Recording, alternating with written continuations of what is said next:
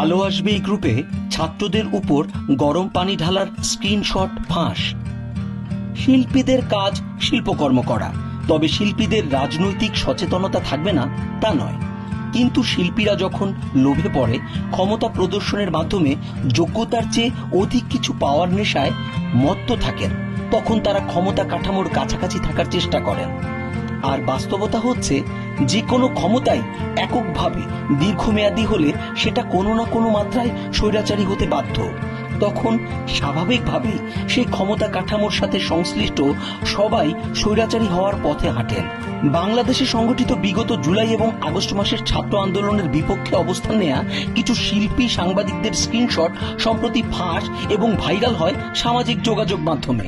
সেখানে মিডিয়া অঙ্গনের যারা ছাত্র আন্দোলনের পক্ষে ছিলেন তাদের কর্মকাণ্ডের স্ক্রিনশট শেয়ার করা এবং তাদের দেখে নেওয়ারও হুমকি দেওয়া হয়।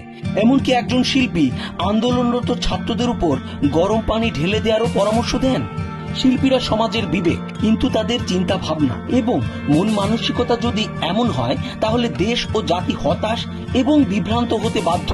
আশা করি পরবর্তী প্রজন্মের তরুণ শিল্পী সমাজ এই ঘটনা থেকে শিক্ষা নিয়ে ক্ষমতা কাঠামো থেকে দূরে থেকে নিজের যোগ্যতা অনুযায়ী এগিয়ে যাওয়া এবং কোনো কিছু অর্জনের মানসিকতা পোষণ করবেন।